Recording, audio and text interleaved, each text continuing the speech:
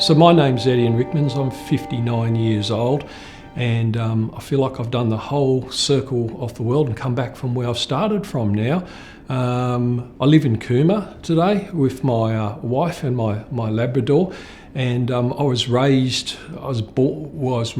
educated in Canberra, and then after my service overseas, where I spent almost 10 years, I've ended up back in Canberra again, which I didn't really think I would, as I was almost going to become a citizen in the United Kingdom. But so here I am, and I'm able today to speak about my experiences both in the service and going across, how it led me to be in the UNPROFOR mission in Bosnia and Herzegovina, where I went to a lot of outposts and a lot of postings in my time.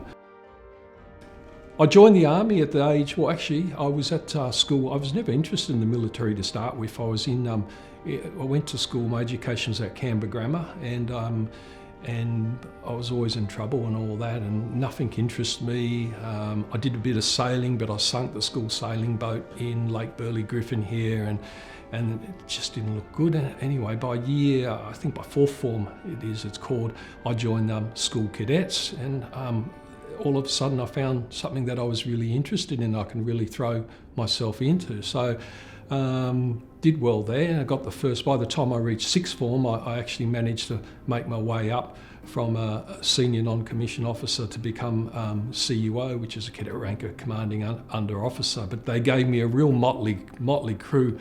We had the worst platoon, and I was in charge of the band and all that, and we always got like the kids who were misbehaving, and out on school camp here, out on Majura Range, there'd always be, school kids bringing out cigarettes. It was a big thing and all that, so we got in a bit of trouble for that.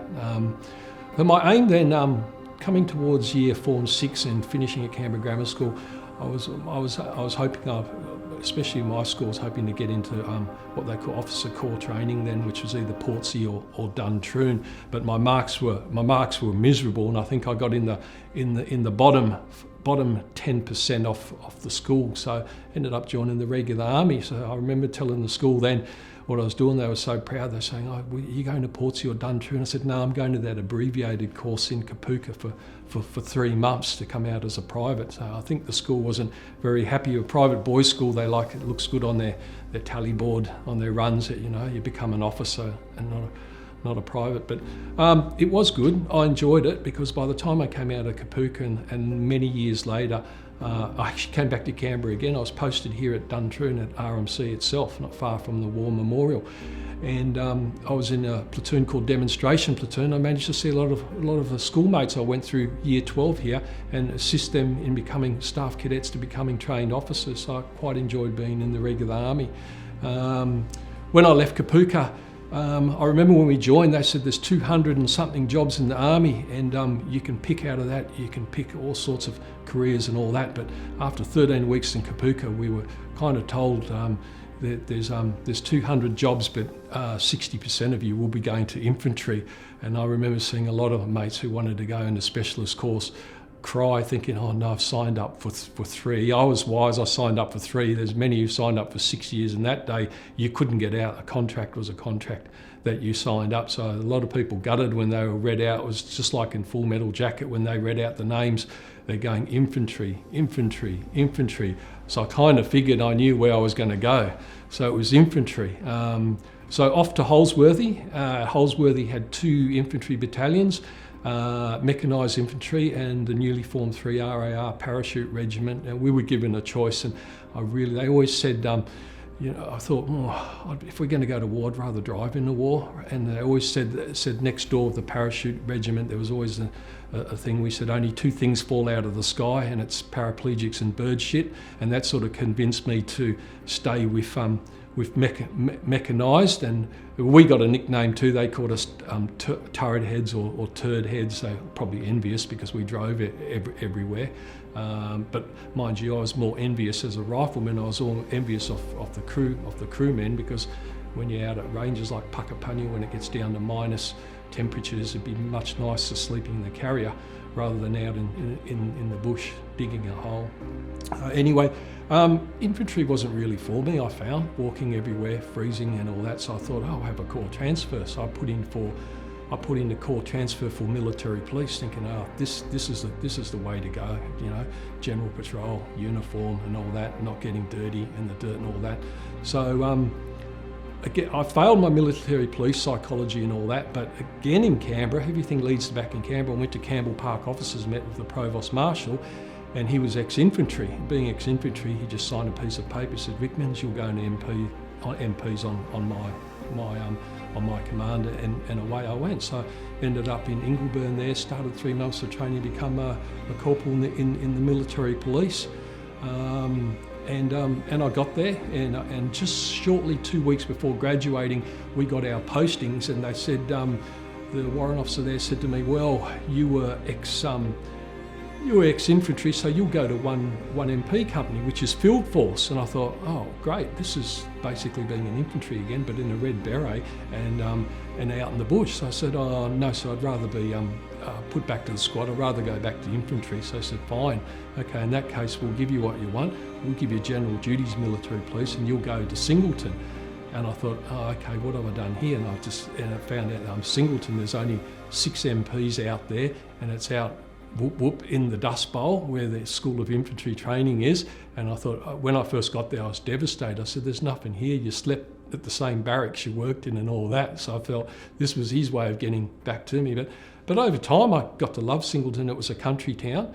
We had a good time out there in military police, probably more so because we had if I like my own toys, military police, we had a Land Rover, we had motorbikes, we had all sorts of things. And on the weekend, because there's only 6 of you and 1 warrant officer, I'd go, oh, well, what am I going to wear this weekend? What will I drive? What will I ride?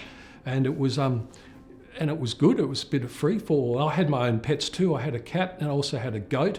The goat was interesting. I found the goat in Singleton, put it in the back of the paddy wagon, the duty wagon, brought it back to my barrack room and tied that up to a tree. It was a mohair goat, and I thought I could sell it, make a bit of money, but it bit through the rope and escaped.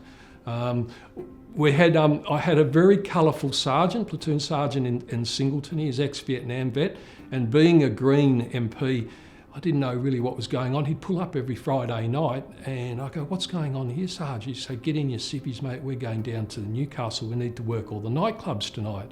And I thought, oh, okay, right. I said, well, what are we actually doing? We're looking for AWOL soldiers. Don't forget to take your badge with you. So we'd go down to, actually, before we travelled down there, he would turn up in a white unmarked SIB Special Investigation Branch vehicle. He'd pull out a magnetic blue light, put it on the roof, and it would allow us to travel at high speed down to get to Newcastle. And I thought, okay, this is not, this can't be sort of official, but I went with it. I'm only a corporal, and he took me down there. So during the course of the night, we went from nightclub to nightclub, and the sergeant was more interested in the female sex and speaking to all them and all that. I said, Sarge, aren't we here looking for AWOL soldiers? He says, no, Ryckmans, use your badge, get in the nightclub, come and have a few drinks with me and start chatting up with the women. So this was a routine Friday night thing, and we'd drive back thing. And so I got ready every Friday night to do it.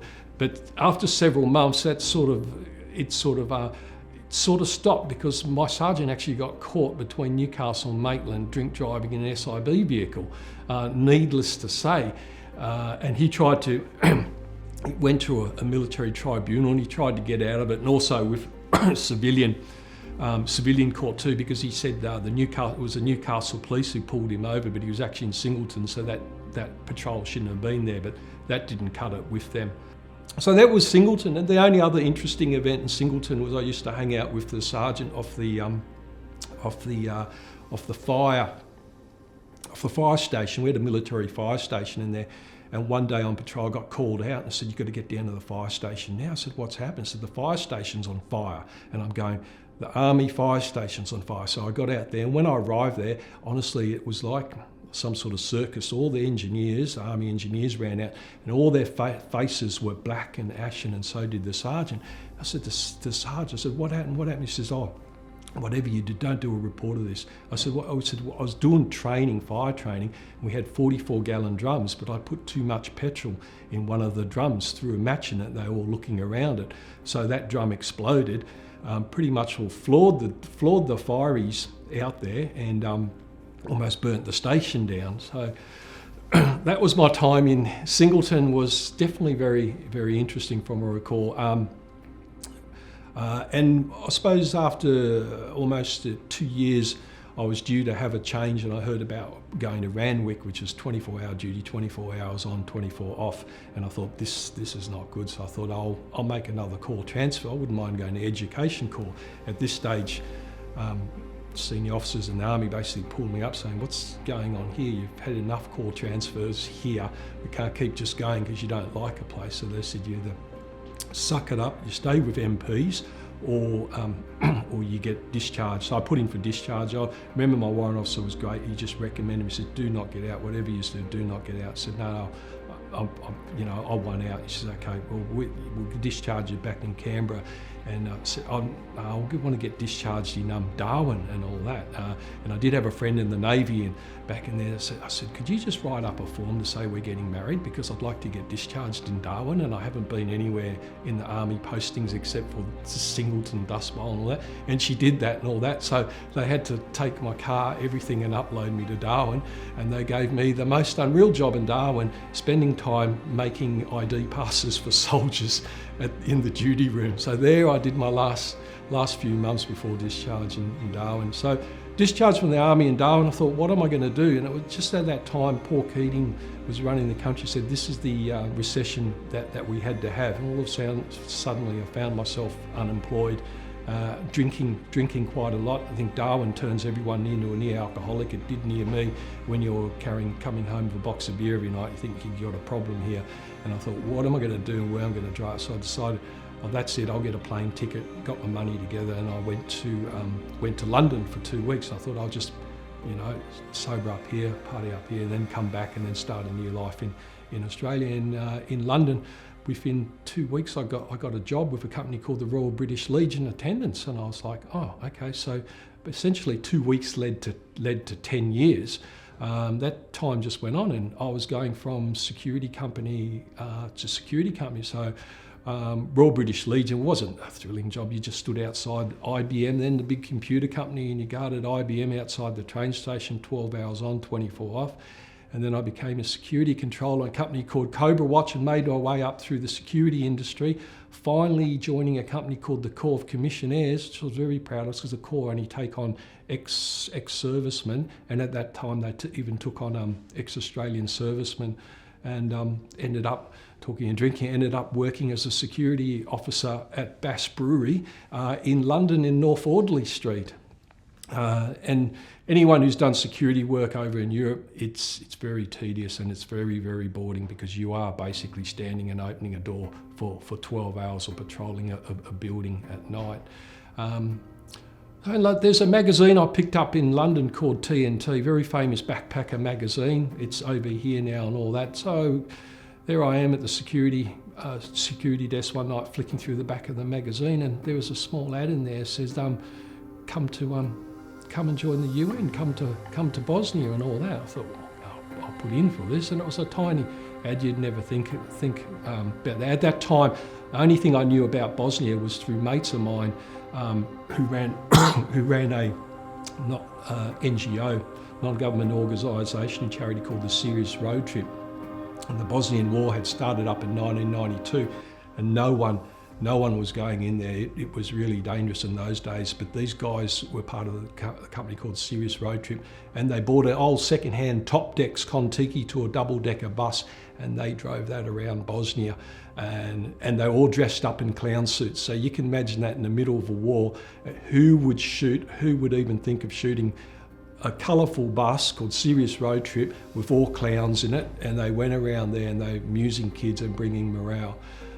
So I was helping them out on weekends, raising money for them and all that. And when I saw the ad for the UN Bosnia, I thought, I'll throw in for this. I'm not going to, chances are, no way. I got a call 2 weeks later saying, can you please turn up at I think an officers' club it was a Royal British Legion club there in London, and you'd meet some people from a company called Defence Systems Limited, known as DSL.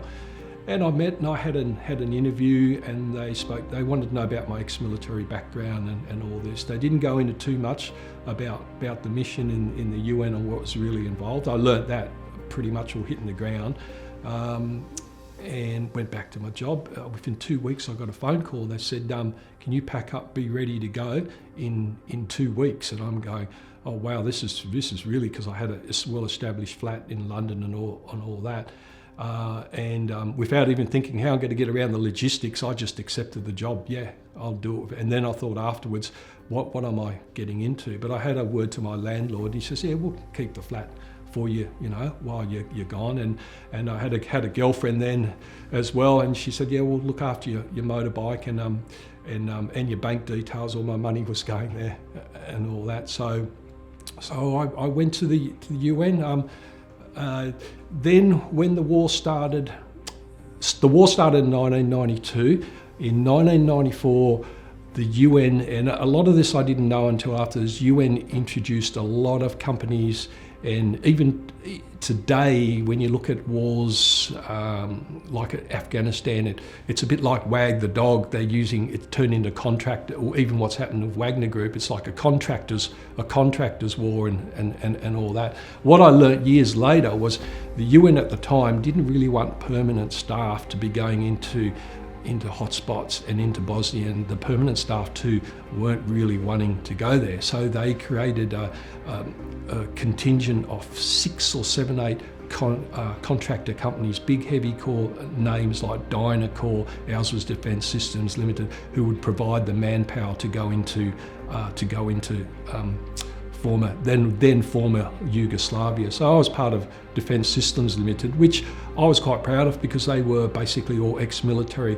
They were ex-SAS officers who ran the operations, and they did look after my pay whereas other companies were a bit how you going.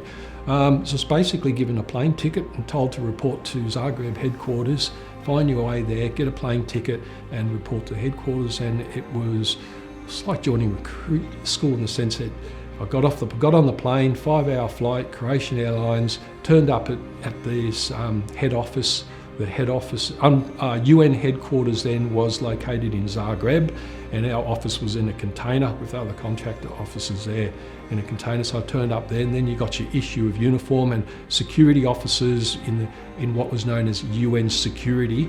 We were like a paramilitary organisation in a sense. We were in that mission you had 3 organisations. You had UNCIV Pol, you had UNMOS, which is the military side, UN military observers, and then you had UN security. So we were the third arm, and our role at that early stages of the mission, our role of UNPROFOR, which is the UN Protection Force, was basically investigation. So my first role was as a special investigator, and the investigations involved anything from black marketeering, local stealing alcohol from the PX in Zagreb, to vehicles being stolen. And even on my watch when I got to Sarajevo, unfortunately an entire diesel tanker went missing, and to this day I don't know how it happened on my watch and how it went missing from point A to point B. I certainly couldn't find it, but diesel was what they call black gold back then.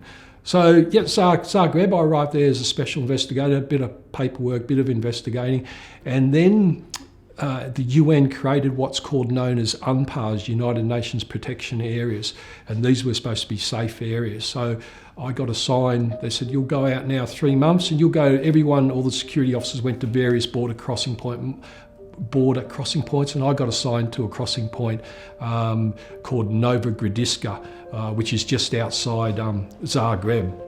And I was with, my host battalion was with NEPBAT, Nepalese battalion, and they were also, not far from them was Jorbat, Jordanian battalion.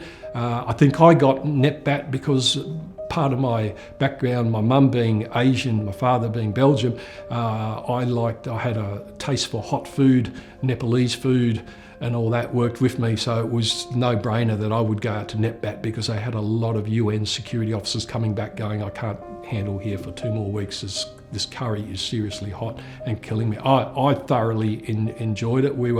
I was my own boss. I was issued a container. I was issued keys to a Toyota 4Runner, which I did cause a bit of damage to, unfortunately. I think in the first week I reversed it into one of the anti-tank barriers, but really I didn't worry about doing a report because no one would know back at UN headquarters, and it took quite a few hits along the way. It was a day-to-day chore. Basically I would, every morning, 6 in the morning, get myself ready. I would drive out this 4Runner by myself in my flak jacket and my blue helmet. That was all they issued us with the time. We never had any, we were in a soft skin vehicle as opposed to the military vehicles were armoured, light armoured vehicles, and they had all the gear, weapons, bulletproof jackets.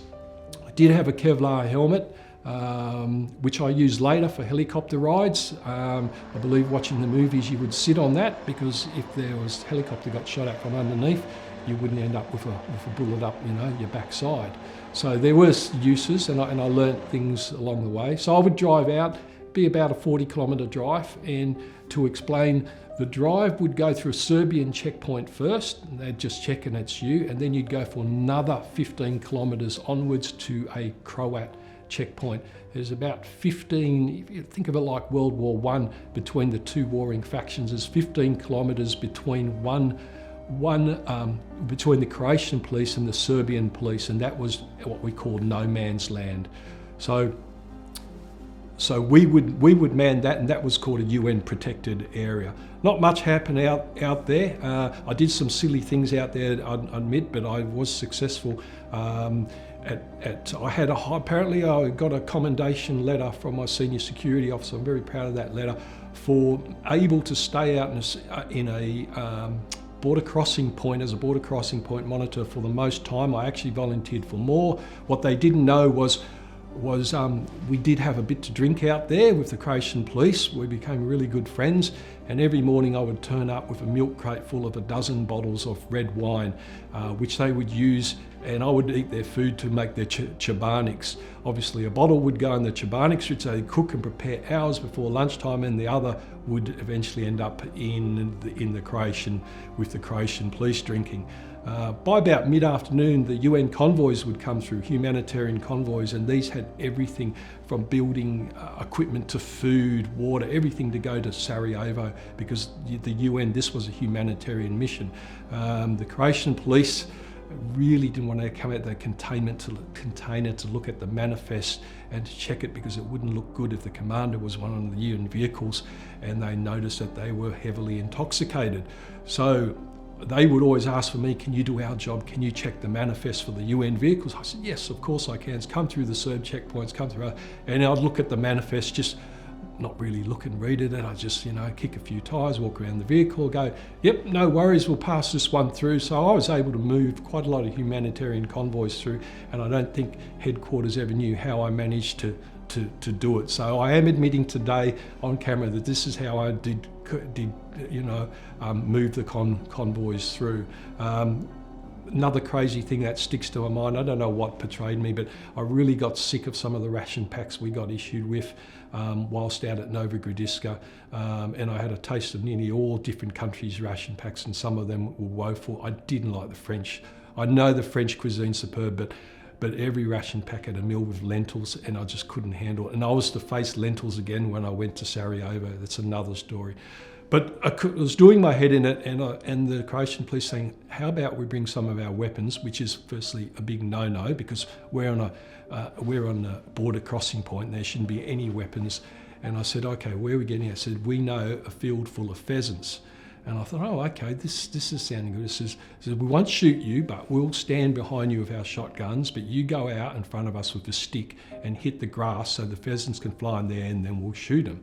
And I said, this is good, and we can get a good feed out of this. That's exactly that. So I did it, and I did it under, not duress, I was intoxicated when I did it, because I can't remember whether I knew before, they told me afterwards, but I was actually walking through a minefield, and it's probably one of the reasons they had me out the front, and we got a few pheasants and all that. I got a bit jittery after that time later on when I was patrolling in Gorny Vakuf, which is another outpost I was driving past, and it only took me one sign to see a red sign minefield, and I'd slammed the car in reverse and thought, no way. And after that, I used my flak jacket, not for driving, but I would put my flak jacket between the cheeks of my ass, and I would sit on that when I was driving, because I thought if something goes up with this vehicle, at least something's gonna protect, you know, my not just my arse, my crown jewels and all that. So I had very good uses for the helmet and the actual flak jacket, because they were pretty useless for anything. A flak jacket, when they're firing at you, is really no good. It's just a shrapnel catcher, really. So that was my time. I reported back to Zagreb, and then I heard about what was going on in Sarajevo. I heard of what was going on in Sarajevo, and it was really heating up out there, and I wanted to go to Sarajevo. Two things enticed me, actually. Probably the second's a bit embarrassing. One is, as silly as it sounds, I've been in the Australian Army and I've never actually been in combat, and I thought to myself, well, I've been trained for this, so I can put all my training to use and go into Sarajevo. Sarajevo was a war zone, and unbeknown to me, I had no idea till I arrived, but it was a war zone. And the second thing, they said, if you go to Sarajevo, you get an extra $600 US a month in your pay packet. Back then in the 90s, I thought this is really good, and obviously didn't realise was, you know, $25,000 US going into a Singapore bank account by Defence Systems was pretty good. An extra $600 a month. Well, why not jump in to do that? But another thing too, there was another one of my colleagues who was in Sarajevo, and I remember the name so well. He was stuck there. He couldn't get out of Sarajevo. His name was Leif Johansson, ex army officer from the Swedish Army, and I thought, I'll go in and I'll get to go in and relieve him. So I thought I'll be like, you know what I mean, superhero going in. Is there any other comments you'd like to say about this war, Leif? Hey? Is there any other comments you'd like to say about this war? Ja, shall I say it in Danish? Yeah, no, not in Danish. Det er simpelthen et skødt land. Yeah. Befolkningen er engang skødt. Og de kan simpelthen rende mig over røven, det kan. Hvor kæft, hvor er jeg træt af dem. Now, can you translate that? Yeah. You've been here 4 months now, listening to this show. Yeah, okay. I like this country. Population is excellent. It's always quiet. Nothing happens, and that's it. Before I was to go to Sarajevo, I had to make my way down there. So from Zagreb, we flew from a commercial UN plane, which I was to fly many times. The UN plane was a Tupolev plane, a Russian plane, and I remember quite well the Russian plane, flown by Russian UN pilots, and my passport is actually standing there, and it actually had a name. It was called Maybe Airlines, and I was so, why do you call it Maybe Airlines? It says, maybe you get here, maybe you don't. And when I boarded the Tupolev, apart from my seat going broken and reclining right back, I noticed the door to the pilots was wide open, and on their back seat pocket would be a large bottle of vodka. I thought, this is okay, this is okay. But I was told later that the Russian pilots were incredible. They could do what we call the Russian snowdrop, and they could land that plane in snow, which I discovered for myself in Sarajevo because they'd come down on a steep decline.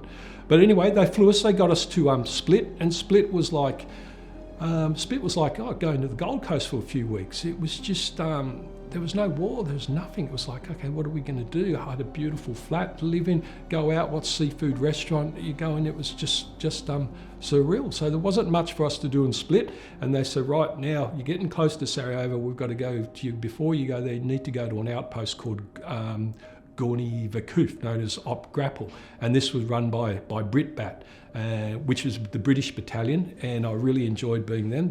They operated like we did in Australia, and I had the chance in the army to actually be posted at Hong Kong, the Coldstream Guards of the British. So that was good. It was professional, and you felt extremely safe while you're out there. To get out there, we couldn't drive. At that stage, you'd end up basically being carjacked. Talking of carjackings, when I was in Zagreb, the UN in its wisdom ordered several hundred UN Land Rover Discovery vehicle. So anyone who knows the Discovery, the Disco, know it's a very posh vehicle. You see them, you know what I mean, even going to the snow here in Cooma and all that. However, I said, no, I don't want one when I was in Crossing Point. So I'll leave it to my beaten, bashed up, tank reversed in Toyota 4Runner, dirty, dusty. I never got carjacked in the whole time I was in the mission. But a lot of my mates all got carjacked because they wanted the new Land Rover Discovery. Everyone wanted a Discovery, especially the locals, the Bosnians, the Croats and the Serbs. They're constantly being held up at gunpoint, losing their vehicle. So I worked on a good theory on that one. So anyway, we couldn't drive in, so they had to fly us in, and they choppered us in. We went on a British Sea King helicopter. And this first time I realised this is starting to get real. We had a tail gunner and he was manning the machine gun, and that helicopter, we flew like literally under the fog. He was literally watching the ground, and I said, why are you flying so low to the ground, to the mountains? I said, well, if they fire a RPG at us, hopefully it'll go way past us, and you know what I mean, on impact. Well, that was their thing anyway. So they navigated, and they got us into Gorny Vancouver, and I had fantastic vision because before I returned back in the mission, I bought a Sony Handycam because I thought no one's going to believe what's going on here. And my pay, I was going to go back when I was in London, buy a bulletproof jacket and get some gear to protect me. But I changed my mind, thought I'll just buy a $600 Sony Handycam so I can film everything I saw, which was the best decision I ever made in hindsight. Well, it is now because I was unscratched there for the whole time. So I spent several months in Gorny Vancouver, and I learnt the roles as a sector security officer, coordinator there, and I learned the ropes, and I met another Australian in the mission, and I realised there's another Australian in the mission. There was only 3 Australians I know of in the mission. His name's Paul Dobie. Paul Dobie was an interesting character. He was a school teacher in Queensland, but before coming over, he had spent 6 years in the French Foreign Legion. So, and obviously you could tell he was a Legionnaire because he liked running every day. And I couldn't believe that he'd be like, oh, what are you doing today? I'm just running outside Gorny Vancouver. I'm going for a run in the mountains. And I was just like gobsmacked. But he was one colourful character, and I was yet to meet another very colourful character when I arrived in Sarajevo, being my chief admin officer, David Rowe, being an Australian Army Vietnam veteran. Gorny Vancouver was basically patrols. We did lots of patrols. We went to lots of briefings and lots of meetings, and we would just patrol around houses which were basically all shot up and completely, there was nothing left of the houses, just totally disintegrated. I was looked after by a Bosnian Muslim family, which I thoroughly enjoyed, and I take my hat off to the Bosnian woman, the Bosnian household. When I would come home every afternoon, she would take my clothes, wash my clothes, make me coffee, make myself dinner, cut the firewood and everything, and I was always amazed. I said, well, what's your husband do? Oh, he just drinks Turkish coffee all day. So I sort of realised these Bosnian women do all the work in the snow and all that. But it was interesting living with a Muslim, European Muslim family. Nova Gradiška, what happened from there? They said, you've got to go back to Zagreb now. We can't get you into Sarajevo. There's no way you'll get in. There's no flights going in. There's no road patrols. I got very creative here, and I disobeyed orders. And the next time the boss heard from me was when I actually called him and said, I'm in Sarajevo, and Leif Johansson, he's coming out. And by the time I got in, the boss let go, so we've got someone on the ground here. But in the next week, I didn't contact headquarters at all. I basically, if you like, I went rogue. I went jungle, whatever you want to call it. I thought, I'm going to get myself in, and I hitched a ride in. I basically bummed around and spoke to till I found a battalion. It was a British battalion, a Brit-Bat, who decided we'll get you down there, because I said, I'm UN security, I need to be here. They couldn't check, and they did it. So the only way to get down was to travel down this beautiful mountain called Mount Igman. And they said, which vehicle would you like to get into to travel down Mount Igman? You can either travel in a heavily armoured Saxon, and I looked at it and it was heavily armoured, cumbersome, it looked like an elephant, or you can travel down in a light armoured skin Land Rover. And I thought, I'll take my chances. I thought, I don't know what this question about. I'll go in the Land Rover, like Land Rovers, like them in the army. And then other people in the Saxon, I'd rather go in the Saxon, because if anything happens, we're safer in the Saxon, gets shot at. But clever decision again. Going down Mount Igman, halfway down Igman, we stopped. Why are we stopping here? He said, we got to go through the run. I said, what's the run to the two diggers drive? I said, there's a section of 300 metres that is unforested, that's cleared, and it's like travelling down the coastal mountain where all of a sudden you come out in a complete clearing and there's nothing there. So usually it gets tricky here because this is where the Serbs start shooting at us. And I thought, oh, great, I'm in the Land Rover. So this is, not too good. So we started the top of the run. I remember there was me, a couple of soldiers in the back, and there's not a word said. The drivers are so professional. Obviously, you can't go hurtling down there. Being an armoured Land Rover, you can easily flip too. And they moved at speed, and we got down to the bottom. They pulled up the bottom. I remember quite distinctly the driver getting on the radio and calling, this is Charlie 1 to headquarters. We're now at the bottom of the run, we are safe. However, the Saxon behind us has been fired at and copped a few rounds, so everyone's safe. And I thought to myself, this is pretty good. I picked the right vehicle to get in. So we drove into Sarajevo, and the first day was surreal. Pulled up, I was supposed to be in the PTT building. I'd be living at this building for the next month. We pulled up the PTT building. We got out the back of the Land Rover. As I turned around, a round dropped several hundred metres behind me. Oh no, something's packed up in here. First time in my life, I realised, shit, this is a war zone. This is for real. And then you start seeing the dust, the grey dust, and hearing the incoming and all that. And it's gone off in the building here. And as you can see, it exploded somewhere in the basement. I heard it in the container, and we've got injuries. This is our security chain. As you can see, the Milan's gone off here.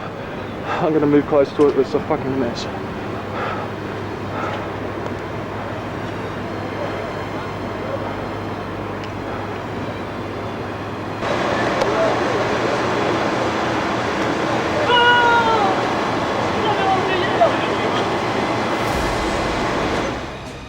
I wasn't rattled at that stage by going, oh, this is probably excited and all that. And I met Life. As soon as I got in and met Life, he said, quick, get in here, we'll wait here, whatever. I said, we need to get over to the reporter, to the reporters building. They had to build. That was the first day. It was all over the news.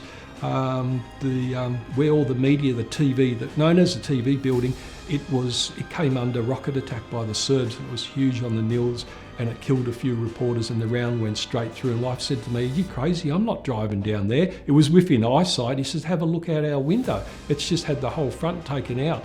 And I thought, oh, okay. And I noticed Life was really on edge, hyper and jittery.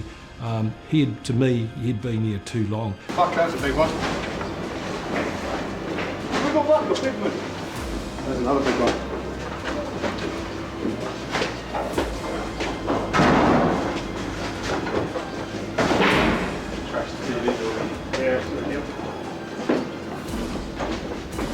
No, I didn't realise that years later it was something, I became the shaky one, the scared one. And it still sort of moves me thinking about that. I would be like almost breaking down was Life, and he just had to get out of there. And he was like a scared rat, a scared animal. He just had to get out.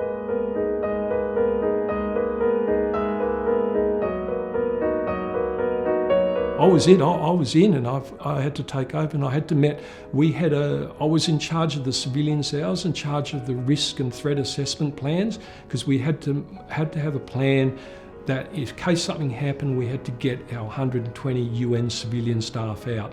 I had the chance to finally meet our Chief Administrative Officer at CAO, they called him. David Rowe introduced me, and he was an ex-Vietnam veteran, and I thought this was straight out of the movie. I wouldn't believe it, I saw it, but he reminded me of Robert Duvall in that scene, Apocalypse Now. David would say, I'm going for a drive today. And I would go, oh, I'm not going outside at all, sir. And I walk around the building, the flak jacket and the blue helmet. David would not even grab his helmet or his flak jacket. He would literally drive out in a soft skin Land Rover Toyota vehicle.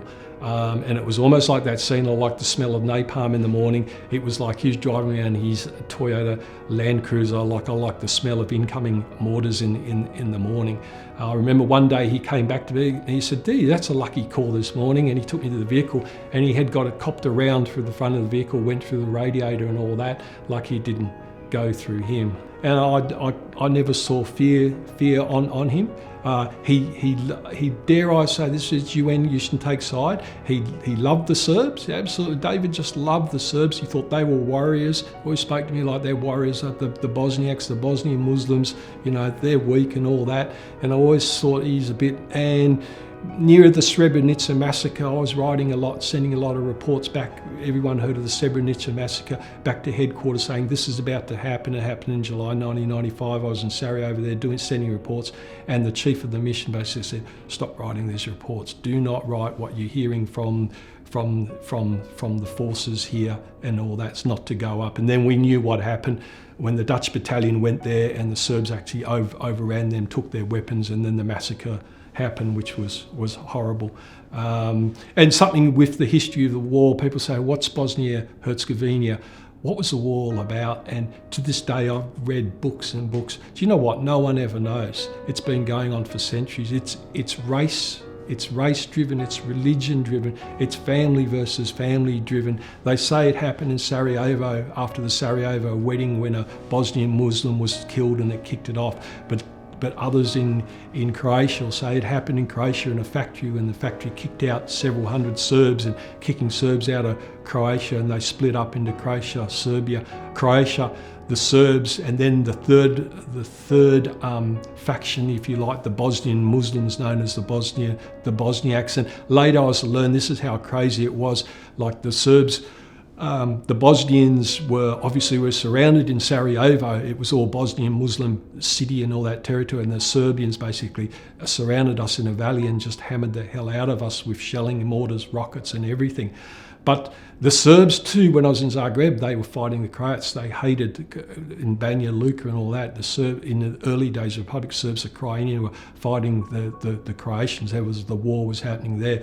But near Sarajevo, as stupid as it sounds, the Croats would get with the Serbs and both would get together to fight the Bosnian Muslims. So go figure, it was a whole mixture. You've heard about the marketplace bombing, which basically stopped the war in Sarajevo, and NATO, which showed force, came in and there was 60 civilians killed, and they said the round came from a Serbian round and it killed all these 60 people. And then overnight UN called up NATO jets came in and started attacking the Serbs, and that started the ceasefire, the end of the war, leading to the Dayton peace agreement. But rumour has it that it wasn't the Serbs who fired that shell into the marketplace. They're saying it was the Bosnians. So was it a case of let's kill 60 to save 200,000?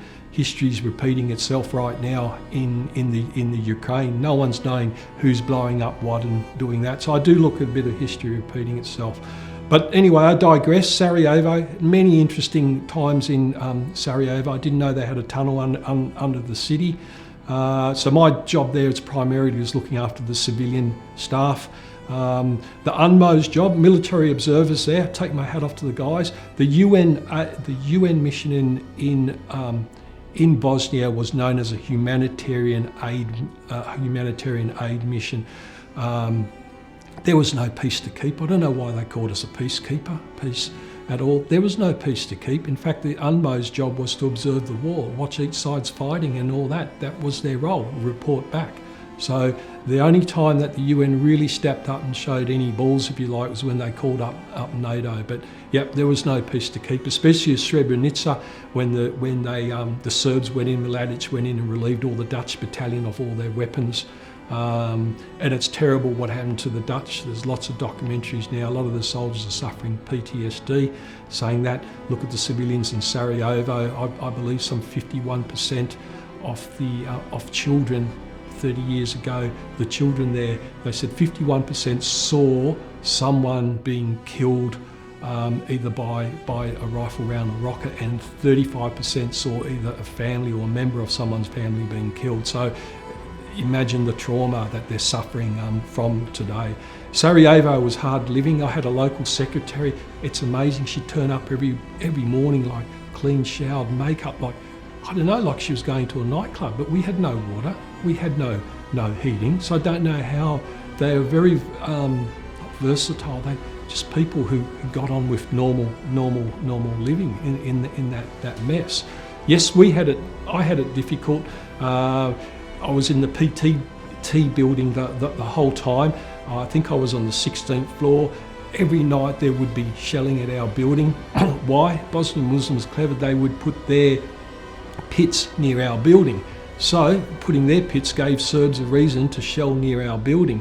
And our office was located on about the 16th floor. And you walked up the steps, because obviously there's no elevator because there's no electricity, and the electricity was usually run by generators in the actual in the basement.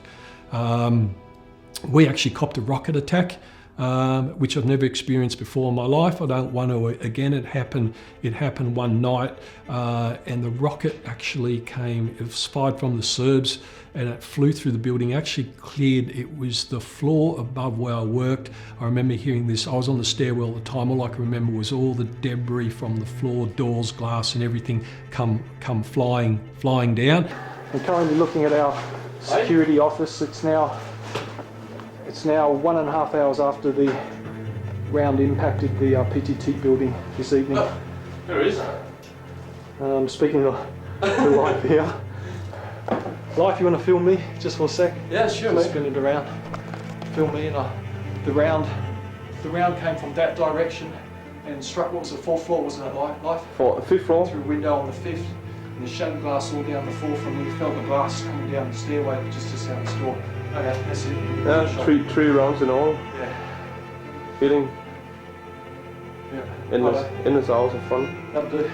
And actually later on, after we did the assessment, it went through a captain in the French captain in the army. It took out his entire bedroom, and in the morning when we inspected it, and I have footage of it, it took out, that rocket also took out a complete French armoured personnel carrier, totally disintegrated it in the car park.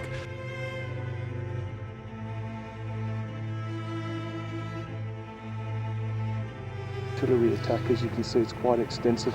It's practically obliterated one car. I'm going to move here into the building now. It's not too safe to stand here.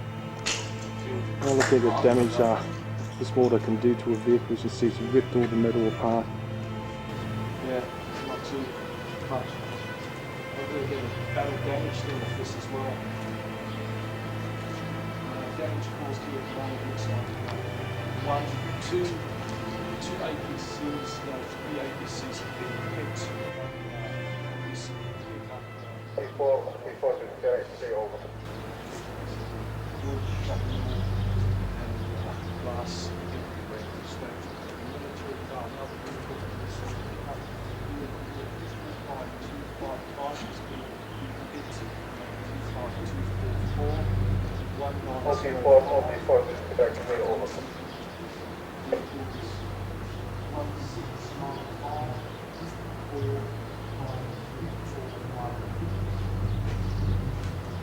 Okay, life was good.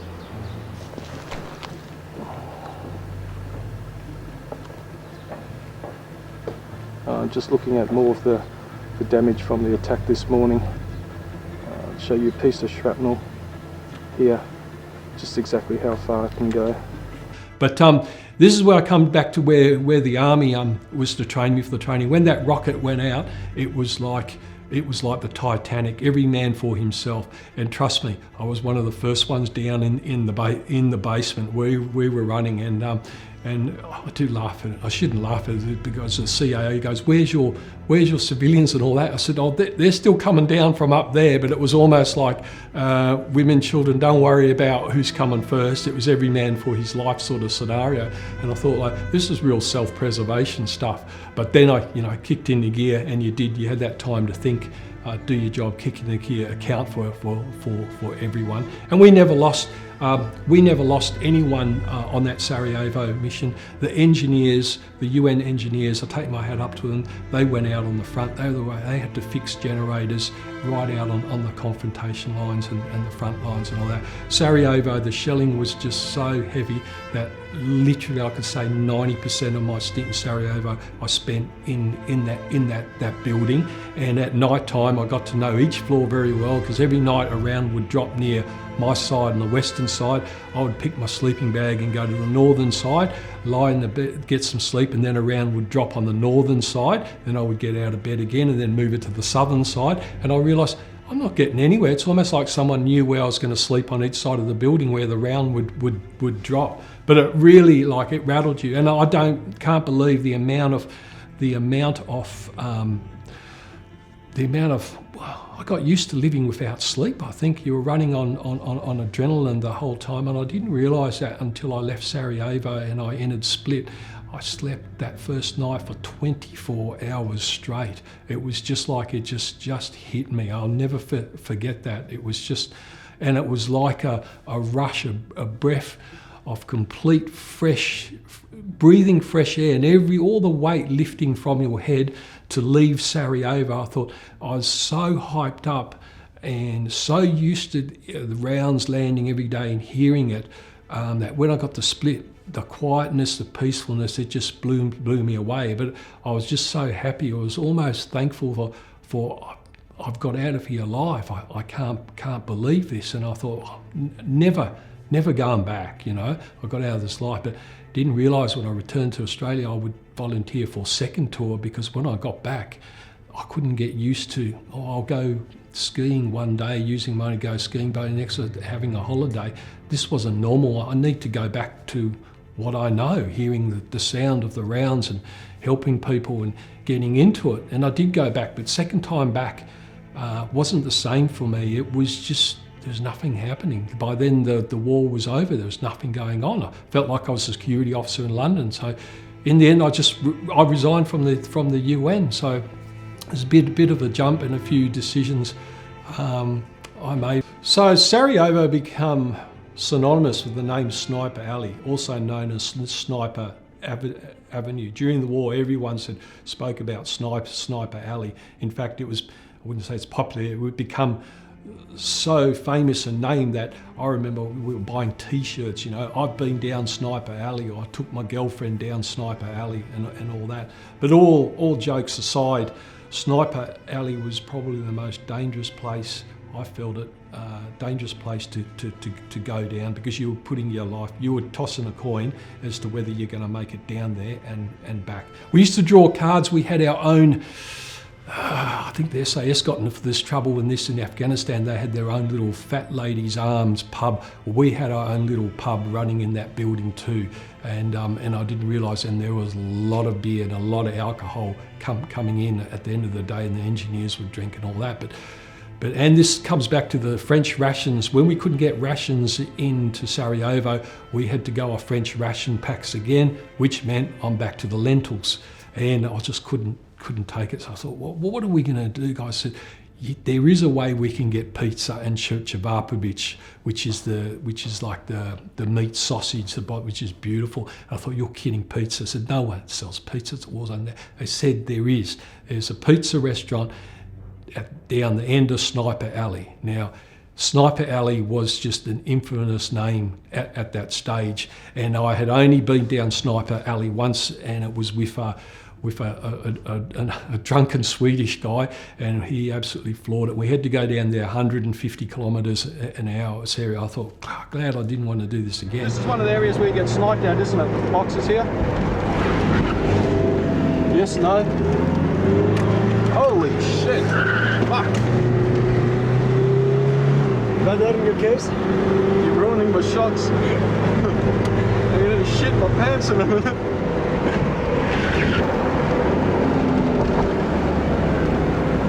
That's what I mean. But anyway, I drew it a short straw. What does this mean? It says, it's your night tonight to do the pizza pickup run. And this was unlike any Domino's run ever. So I got the cash from everyone, You know, so which car? I need the fastest car. Needless to say, DUI was not a thing. It's a war zone there. I had a few drinks, not like drunk, but I had a few drinks, enough to enable me to drive, but enough to have Dutch courage to fly down there. Now, Sniper Alley's weird because you drive down this one alley. It's just a one-lane drive, but they fire from the left and from the right side, so you never know. They put barricades, but they can fire through on the side. So you really had, it was, you know, I was very lucky on definitely very, very lucky. And lo and behold, I pulled up to this wood-fired pizza joint, paid for, ordered 16 pizzas, and then rushed all the way back. Sarajevo looked like what Ukraine looked like today, completely flattened. They reckon there wasn't one building after the war, not one building was left without a rocket hole through it. It was like, honestly, it looked like Swiss cheese to me. Nothing was standing. I got out to the Olympic Stadium there and had a look at that, and that was completely blown apart. I did do another weird thing I did do before leaving Sarajevo, going out towards Novogradiska, was a Canadian captain said to me, let's go to Medjugorje. And I thought, well, what's Medjugorje? I'm not going into another hotspot. He says, no, that's where the Weeping Virgin Mary is, on the rock. And I thought, no, you're joking. He says, okay. We did a few hours driving. He didn't want to drive by himself. I went out to there. And incredibly, we went out there and it's where all the pilgrims go. And it was like stalls, marketplace where they're selling all Virgin Mary statues. And it was like being in a complete different world, just 1 hour outside a war zone. Everyone's walking up to the rock to have a look at this massive statue like you see in Brazil, I think, with the Virgin Mary, her arms open. And they go there, and I never knew this. Medjugorje it's called, Medjorje, and I never knew this. The famous story behind it, why pilgrims go there, is because apparently kids saw actual tears rolling down the eyes of the Virgin Mary, so people pay homage to that. I think that was a real eye opener for me. Went back, and then Sarajevo, went back to Split, and then everything stopped. Went back to Zagreb, left, came home, couldn't adapt to home life at all. So I ended up going back to Bosnia again for the second tour. But look, nothing happened there. It's just a bit of minor investigations, and then eventually I just decided to resign from the UN altogether. I had seen enough of it. I had dealt with the political aspect. Was when I first started, I was green. I thought, peacekeeper, I'm going to save Europe and all this. But by the end of it, look, the honest thing was, it's probably not a good recruiting ad for the UN, and I hope they don't pull me up for it. But I doubt they would anyway. I wouldn't have the records. But in the end, you become very disillusioned, very black, very dark about it, and almost, like this is just a big money-making machine. They weren't here really for peace. A lot of the permanent people here are getting paid X amount. Quite sad. And the bureaucracy, I always felt I was doing a good job, but I had one arm tied behind my back, especially as I told you what I saw. In fact, the saddest thing I saw on the border crossing point, going back to the start, was when a whole heap of grandmothers walked up to the border, to the confrontation line, and I've never seen hate like this before. And there was no way they were armed. They were 70, 80 years old. There would have been 30 of them, and they walked up, can we please cross over to the Croatian? They came from the Croatian side, they wanted to go to the Serbian side, they wanted to see the graveyards of their sons. And I'd been friends with the Croatian police for a long time. I said, this is harmless, mate, let them go. They're just grandmothers and all that. And I've never seen hate like this, and it was just flat out no, they will not go over. On the same side, I saw something else that I never saw before. It was the Croatian police. The night before I left my border crossing point with the Croatian police, and we said our farewells and goodbyes, they gave me a bottle of rakia, which is the great wine, strong stuff, which we had been drinking. Absolutely, don't touch it, anybody. It's vodka, but by 10, it's homemade brew. Many knows it. But anyway, they gave me this bottle of rakia, said, we need you to do this, and this really spun me out in my story, and it's always in my mind. They said, can you take this bottle, can you go over, when you go drive home tonight, when you go to the Serb checkpoint, I need you to knock on their container and go in there to the Serb police and hand this bottle to them and say, we know what you're suffering, what you're going through, because we're going over the same thing as we're going through here. Obviously it's a big no-no what I'm going to do, and I thought, God, I'm going to stop at the Serb point. I never really met Serbs, and a lot of the time I was mostly embedded with Bosnian Muslims and Croats, and I thought, they're going to kill me, or, you know. And I just said, oh, fuck it, no one will find out, I'll just do this. And I turned up at the checkpoint, and I said to the Serbs, I've got a bottle of rakia here from the coppers on the other side, from the Croat coppers for you guys. And they're like, come in. But I did something which I'm glad I thought, and I'm glad I did it. Before I offered them a glass, I said, I just got to do this, can I have a glass? And I drank a glass of the rakia just to show to them that the Croats haven't poisoned it, and this is a real honest, meaningful thing, they're doing it. And I think that night I spent 30 minutes listening to the Serb police, and I thought, Jesus, I could have been with these blokes for 3 months. They're no different than the Croatian police.